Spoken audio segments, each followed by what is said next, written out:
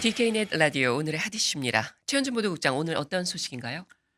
아프가니스탄 수도 카불이 이슬람 무장 조직 탈레반에 의해 함락이 됐습니다.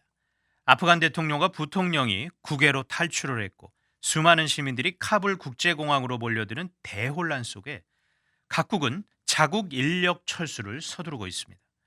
탈레반이 이렇게 정권을 장악하면서 미국을 겨냥한 테러 위협이 증대할 것이라는 우려도 일각에서 나오고 있습니다. 네. 먼저 아프가니스탄 상황을 자세히 좀 살펴보겠고요.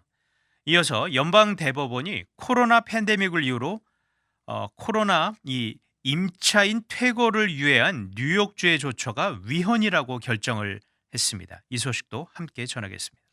네, 첫 소식입니다. 아프가니스탄 소식부터 살펴보죠. 우려했던 일이 결국 현실이 됐습니다.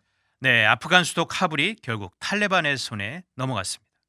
탈레반은 15일 카불에 입성해 깃발을 꽂고 이제 전쟁은 끝났다라고 공식 선언했습니다.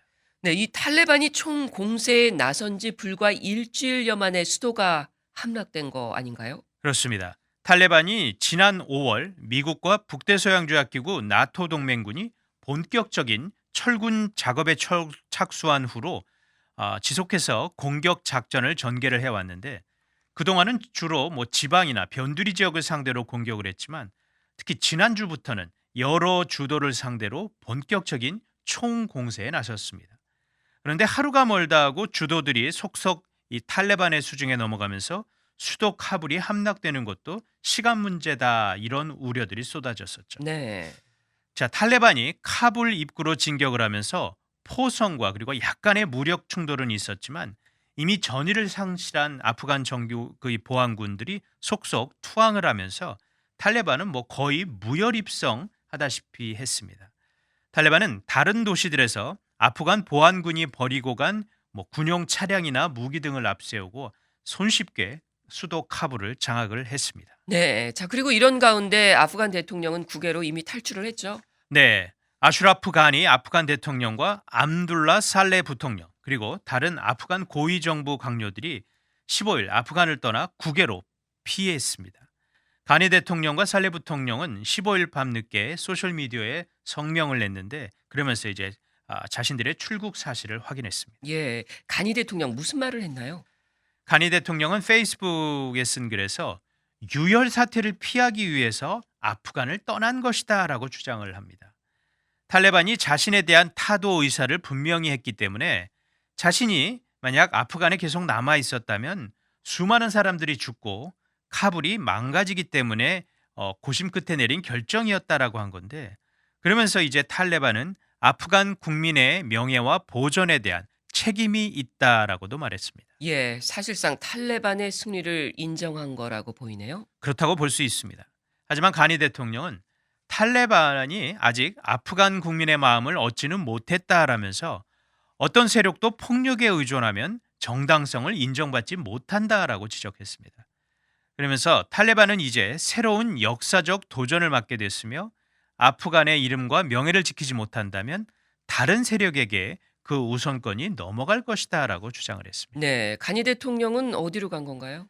최종 행선지 아직 완벽하게 오피셜로 확인된 거는 없지만 아니 대통령이 타지키스탄에 잠깐 기착을 했던 거는 확인이 됐습니다. 그리고 제3의 목적지로 이동을 했다라는 그런 보도들도 있는데요.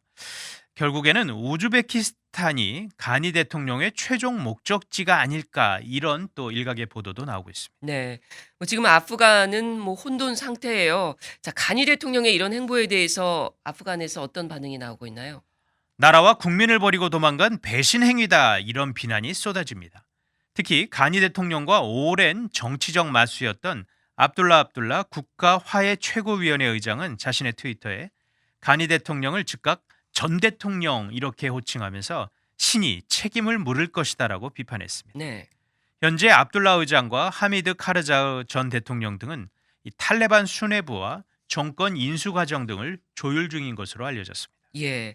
자, 지금 이렇게 무장 세력 탈레반이 아프가니스탄에서 정권을 재장악했어요. 네. 그러면서 이제 미 본토에서 테러 가능성이 높아지지 않겠느냐 이런 우려도 또 나오고 있죠. 그렇습니다. 탈레반이 아프가니스탄을 장악하면서 알카에다와 같은 테러 단체들이 예상보다 빠르게 재건될 수가 있고 이에 따라 미국의 더 큰 테러 위협을 초래할 수 있다라고 바로 마크 밀리 미 합참 의장이 밝힌 것입니다. 다른 네. 사람도 아니고 합참 의장이 이런 얘기를 해서 조금 더 화제가 됐는데 밀리 의장은 지난 15일 미 연방 상원들을 대상으로 한 브리핑에서 이같이 밝혔고요. 미군 당국은 아프간 내 테러 단체들의 재건 시점에 대한 평가를 수정하게 될 수도 있다라고 말했습니다. 네. 자, 앞서 이 미국에서 미국 정부가 미군 철수를 결정했잖아요, 몇 달 전에. 네. 그러면서 이제 아프간 상황이 어떻게 될 것이라는 전망이 있었잖아요. 네. 탈레반이 실제로 아프간 수도 카불을 점령하는데 최소 한 달은 걸릴 것이라는 전망을 내놓은 게 불과 일주일 전이었습니다. 예. 하지만 바로 며칠 만인 15일 탈레반이 정권 재탈환에 성공을 한 것입니다. 또한 미 국방부는 앞서 알카에다가 아프가니스탄에서 재건될 수도 있고 2년 안에 미 본토에 테러 위협을 가할 것이다라고 밝힌 바가 있는데 자, 그렇지만 현재 이 탈레반의 세력 확장 속도를 봤을 때 알카에다 재건 속도도 그만큼 훨씬 더 빨라질 수 있지 않겠냐 이런 우려가 당연히 나오는 것입니다. 네. 자, 미국 당국이 이 아프간 상황에 대한 예측을 제대로 못했다, 뭐 이렇게도 볼 수 있는데 이 비판도 뒤따르겠네요. 그렇습니다. 조 바이든 대통령은 지난달 8일 기자회견에서 탈레반이 아프간 전역을 완전히 장악할 가능성 매우 희박하다라고 했었습니다. 또 미군 철수와 관련해서도 대사관의 지붕에서 사람들이 헬리콥터로 구조되는 모습을 보게 될 상황은 없을 것이다라고 상황이 안정적으로 관리될 것이다라고 바이든 대통령은 전망을 했었습니다. 네. 하지만 이 같은 발언 불과 한 달여 만에 탈레반이 카불을 장악을 하면서 특히 공화당에서는 행정부의 정책적 실패 아니냐 이런 비판 나옵니다. 예.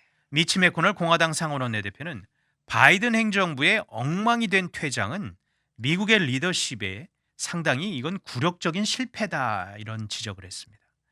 아프간이 탈레반의 수중에 떨어지고 우려했던 일이 이제 현실화가 됐습니다. 이러자 아프간 철군 계획이 시기상조 아니었냐 이런 비판의 여론도 많이 나옵니다. 예. 그래서 일각에서는 아프간이 다시 테러의 온상지가 되고 미국에 대한 위협이 그만큼 더 커질 것이다. 이런 우려의 목소리가 나오고 있는 것입니다.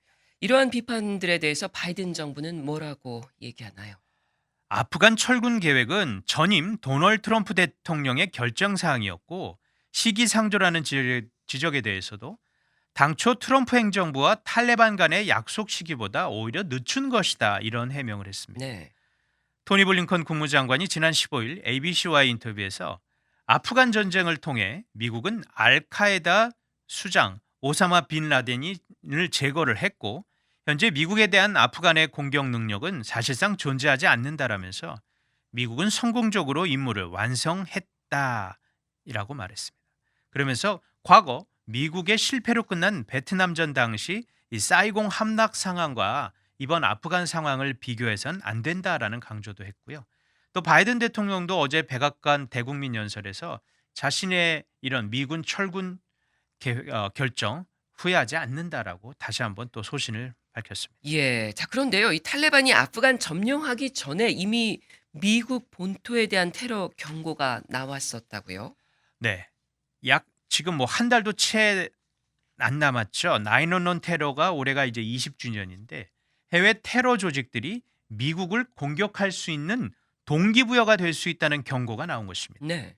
미 국토안보부가 지난 13일 테러 경보 공고를 내고 9/11 테러 20주년과 또 종교적 기념일 등이 표적화된 폭력 행위의 기폭제로 작용할 수도 있다라고 평가를 하면서 종교적으로 의미 있는 날이나 또 재개방이 늘어난 상황 등이 이 테러 공격의 표적이 될 수 있다라는 설명을 한 것입니다. 구체적으로 확인된 테러 위협이 있는 건가요? 현재로서는 즉각적이고 신빙성 있는 위협이 발견되지는 않았다라고 국토안보부가 밝혔습니다. 네. 하지만 코로나 팬데믹 상황을 테러 조직이 이용을 한다거나 인종적인 증오, 또 중국과 러시아 등의 허위 정보를 통해 극단주의자들을 부추길 수는 있다라면서 9/11 테러 20주년을 앞두고 미국이 고조된 위협 환경에 놓인 것은 맞다라고 평가를 했습니다. 예, 잘 들었습니다. 한 가지 소식 더 보겠습니다. 뉴욕주가 코로나 바이러스 사태를 이유로 임차인 퇴거를 유예시킨 바가 있죠. 그런데 이런 조처가 위헌이다, 이런 연방대법원 결정이 나왔네요. 네, 뉴욕주가 코로나 팬데믹에 대응해 임차인 퇴거를 유예를 했는데 연방대법원이 이 조처 가운데 일부 항목의 시행을 중단하라 이런 명령을 내린 것입니다. 네. 이 뉴욕주가 임차인 퇴거를 유예시킨 이유가 뭔가요?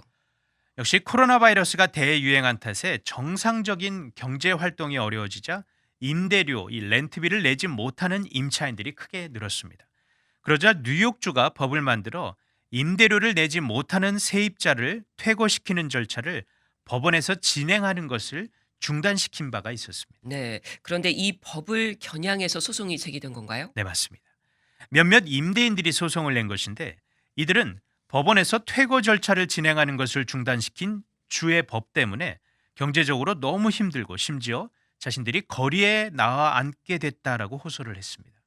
그러면서 주법이 자신들의 의미 있는 법원 접근을 막음으로써 연방 헌법이 보장하고 있는 이른바 적법 절차 원칙을 위반한 것이다라고 주장을 한 것입니다. 네. 그럼 연방 대법원이 이런 주장을 인정한 거네요? 그렇습니다. 대법원 다수 의견은 뉴욕시 조치는 자신이 관련된 사안에 스스로 판결을 내릴 수는 없다라는 헌법 조문을 위반한 것이다라고 설명을 했습니다. 자, 그런데 대법관별로 의견이 좀 갈렸습니다. 9명, 총 9명 이 대법관 가운데 진보 성향 법관 3명만 소수 의견을 내서 뉴욕주 법을 옹호했습니다. 그러니까 6대 3으로 뉴욕주의 사안에 제동을 건 것입니다. 그렇군요. 1, 2심에서는 어떤 판결이 나왔었나요?